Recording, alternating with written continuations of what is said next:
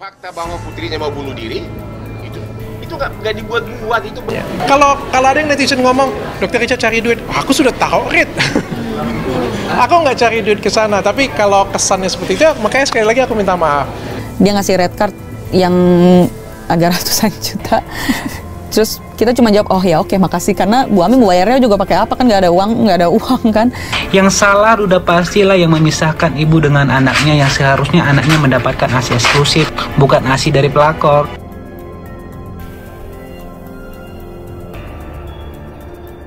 Mantan asisten Aden Wong sebut Dr. Richard Lee patok rate ratusan juta untuk podcast MIBMJ. Ibu Ami ini yang sepenglihatan saya nggak pernah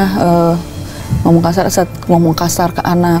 Kalau udah gini, misalnya anak nomor 2, ini misalnya saya nama anak nomor 2-nya Adul kayak gitu lah. Nggak pernah yang kayak marah-marah kayak gitu sih, yang sepenglihatan aku tidak pernah.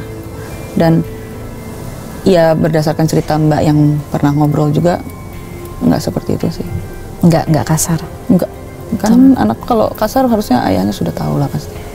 Kan dekat sekali juga sama ayahnya. Anak pertamanya ya? Oh, anak pertamanya dekat sama ayahnya. Jadi kalau ada apa-apa, misalnya ada yang mistreat anak pertama pasti akan cerita sama ayahnya. Pasti. Jadi nggak mungkin tuh ada satu periode yang mereka nggak tahu gitu. Tapi kan ada di balik layarnya, kan nggak mungkin aku bisa ceritain semuanya ya. Aku nggak mungkin bisa ceritain semua apa yang dia ngomong, data apa.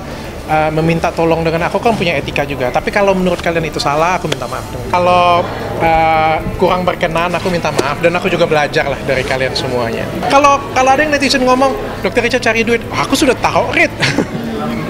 Aku nggak cari duit ke sana. Tapi kalau kesannya seperti itu, makanya sekali lagi aku minta maaf. Kalau anaknya meninggal, ibunya akan dapat setengah dari uang asuransi, setengah bapaknya. Total uang asuransinya $4 juta keluarga itu, ya kita nggak tahu, makanya kita nggak bisa menduga-duga, ya. Tapi kalau putrinya meninggal, ibunya akan dapat duit dari asuransi. Fakta bahwa putrinya mau bunuh diri itu nggak dibuat-buat, itu benar. Kalau itu benar, gimana pendapat saudara? Apa harus kalian nunggu istri putrinya mati dulu baru kalian bilang kenapa bapaknya nggak menyelamatkan dari sekarang? Dia tinggal waktu kejadian di video itu, waktu ibunya datang ke rumah sakit. Benar-benar putrinya itu, ada yang bilang itu netizen munafik, itu di brainwash. Bapak kau yang di brainwash. Kita juga sempat menghubungi Dr. Richard, cuma Dr. Richard kita tanya kan bisa nggak untuk share berita ini, kita udah kirim link, dia ngasih red card yang agak ratusan juta. Terus kita cuma jawab, oh ya oke makasih, karena Bu Ami bayarnya juga pakai apa, kan nggak ada uang kan. Terus berapa lama baru dia nge-kontak lagi, ya Kak, ini yang mau diinterview orang Koreanya, bla bla bla kayak gitu. Oh gitu ceritanya. Ya jadi kayak untuk yang Dr. Richard ya ada bayarannya, jadi kita mundur tapi akhirnya dikontak. Okay. Terus yang sisa-sisanya itu semuanya mengundang secara baik. Oh, itu hanya mereka yang tahu.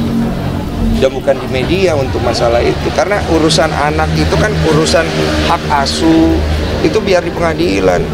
Lu bayangin ya, lu punya anak ya, itu masih kecil, belum terlalu tahu semua lah. Dia dulu framing dia, lu taruh dia di media sebagai jejak digital, come on lah. Lu nggak blur mukanya. Belum lagi dia dikatain kalau anak yang dikandung itu bukan anaknya. Tapi kenapa setelah lahir anaknya itu malah diambil dan dipisahkan dari ibunya? Yang salah udah pastilah yang memisahkan ibu dengan anaknya, yang seharusnya anaknya mendapatkan ASI eksklusif, bukan ASI dari pelakor.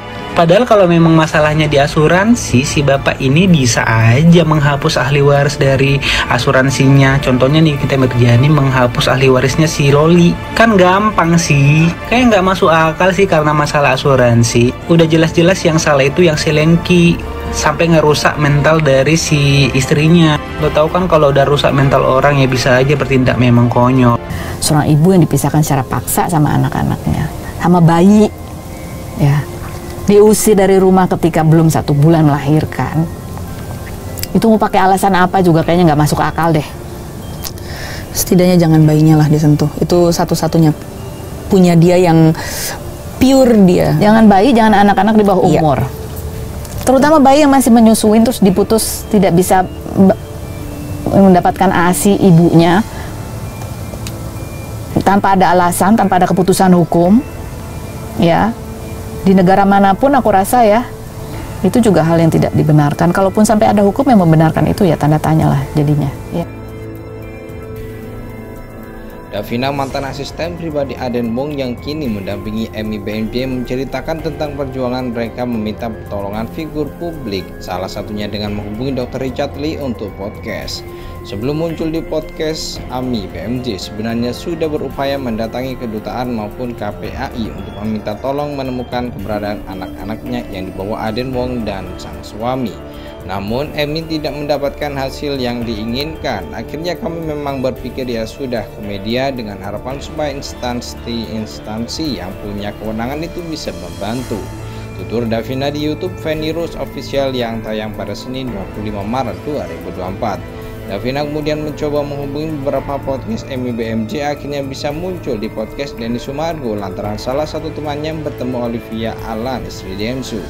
Dalam kesempatan tersebut, Davina meluruskan anggapan bahwa Emi BMJ mau cari panggung. Kemunculan Emi di podcast ditegaskan semata-mata agar segera bisa bertemu anak-anaknya. Akses bertemu anak-anaknya, akses memberi ASI buat bayinya yang masih 4 bulan. Kok bisa nggak ada yang bantuin ya? Saud Feni Rose ikut merasa heran. Sementara menurut Davina, kendala dari pihak-pihak berwenang adalah status Emi BMJ sebagai warga negara asing.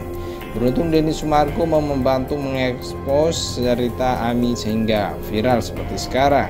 Selain Denny Sumargo, Davina juga menghubungi Dr. Richard Lee. Namun menurut Davina, Dr. Richard meminta bayar mencapai ratusan juta rupiah hanya untuk share link berita. Kita juga sempat menghubungi Dr. Richard. Dr. Richard kita tanya bisa nggak kami share berita ini, kami sudah kirim link. Dia kasih red card ratusan juta, beber Davina. Kamu cuma jawab, oh ya oke, makasih karena Bu Ami, mau bayar juga pakai apa, nggak ada uang kan imbuhnya. Namun tak berapa lama pihak Dr. Richard Lee menghubungi Davina kembali untuk wawancara dengan Emi BMJ. Dr. Richard diketahui juga menyediakan tempat untuk Aden Wong dan anak-anaknya memberikan klarifikasi. Terus enggak berapa lama baru dia ngekontak lagi, hai kak ini yang mau diinterview orang Koreanya bla bla bla kayak gitu, cerita Davina. Untuk Dr. Richard ada bayarannya jadi kami mundur. Akhirnya dikontak lagi artis lainnya mulai secara baik, tutur Davina. Informasi terbaru kasus Emi BMJ perceraiannya dengan Aden Wong kini tengah diproses di Singapura. Namun hingga mengabarkan kondisinya di Instagram beberapa waktu lalu, Emi belum bertemu dengan anak-anaknya. Permasalahan ini jadi sorotan juga karena terlibatan Tisha Erni, seorang penyanyi dangdut Indonesia yang diduga menjadi orang ketiga dalam rumah tetangga Emi BMJ dan Aden Wong.